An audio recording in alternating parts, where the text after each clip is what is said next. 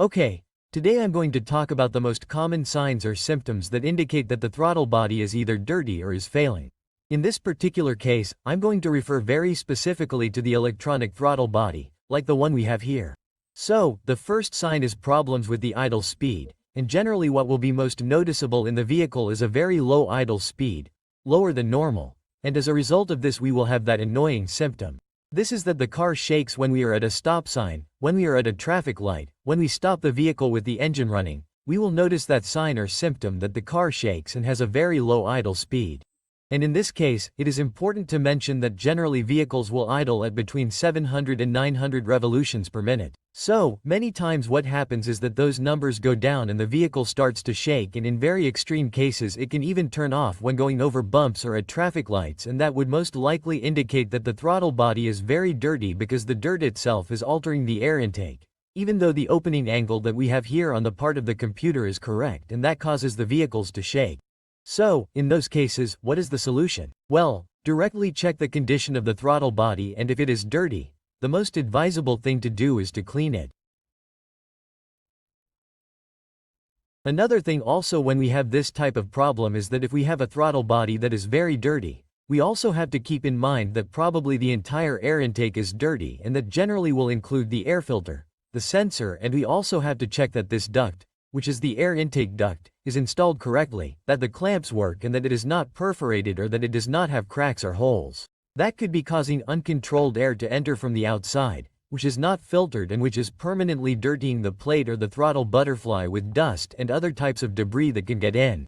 And continuing with the symptoms and with this problem of unstable idle, we can also find other cases where the idle speed is very unstable or when the car is accelerating. And we say that a vehicle is accelerating when the idle speed is above 1000 revolutions per minute, for example, or we say that we have unstable idle speed when, for example, the car has a hard time keeping the revolutions per minute stable and suddenly turns off.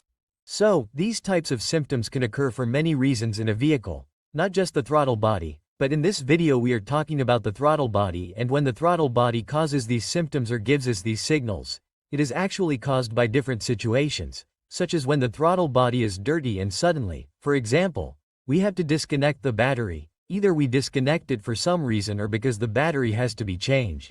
So, many times what happens and why cars have an unstable idle after changing a battery is because the throttle body is dirty, but the computer somehow manages to compensate for that dirt. The problem is that when the battery is removed and another battery is put in, the memory is reset, so to speak, and the computer goes to the normal default values. It no longer has those settings that it learned little by little as the conditions here in the throttle body change. So, what happens is that when we put the battery back in and start the vehicle, the computer doesn't have these settings. It wants to work by default and can't, and it has a hard time controlling the idle speed just like that. That's what happens in some vehicles when the battery is changed, for example. In that case, what has to be done is, obviously, if we put the battery in and it doesn't control the idle speed and the car turns off, which is what very commonly happens there, what we have to do is disconnect the battery again and clean the throttle body.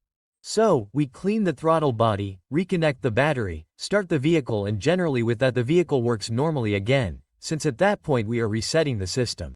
When we disconnect the battery, we erase the information, everything that was learned, and in the case of the throttle body, we also leave it from scratch, since it is completely clean, and generally that is enough for the vehicle to start normally. And it is for the same reason that even if the throttle body is cleaned without removing it from the vehicle, it is still advisable to disconnect the negative battery for at least an hour so that all the settings are reset, and that will generally not cause any problems. And even if the throttle body needs reprogramming, reprogramming is not complicated. Obviously, the only complicated thing is having an advanced scanner that gives us access to all the modules in the vehicle, including the electronic throttle body module, where we will have the option to relearn or reprogram the electronic throttle body. So, the next symptom or signal is the check engine light and the fault codes. And generally in this type of system, the check engine light will be accompanied by other types of lights. For example, the traction control light also often lights up if the vehicle is equipped with this type of system, indicating that the traction control is disabled. Usually, when the problem is the throttle body, either the check engine light or with the indicator that the traction control is disabled appears. And the number of codes for this type of system is very varied. We can find codes that indicate a malfunction of the actuator, problems in the actuator circuit or the throttle motor, problems with voltages, problems with resistance, open circuits. All of these codes have to do with the electrical unit, in this case the throttle body. And in those cases, what we have to do is use a scanner. There we will be able to see the fault codes, live data, among other functions necessary to diagnose those fault codes. It is also important to mention that in addition to the check engine light and the fault codes, sometimes, especially when we have performance problem codes or faults that are directly related to the actuator or with the TPS sensors of the throttle body, on many occasions we will find a significant reduction in power that is made by the system. The speed is usually severely limited, the vehicle has no power, and this is known as emergency mode or protection mode, which tells us that we need to service the vehicle as soon as possible and take care of it. The fault codes that are present do not allow us to drive the vehicle normally, since there is a problem with the throttle body and it is not safe to drive.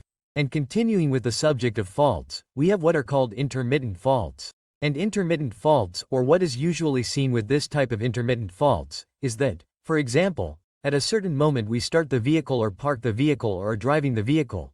Suddenly we notice that the idle speed is out of control. It starts to accelerate. The revolutions go down and up erratically. Suddenly we turn off the vehicle. Suddenly the vehicle cools down and then we start it and it works completely normally, and this occurs intermittently.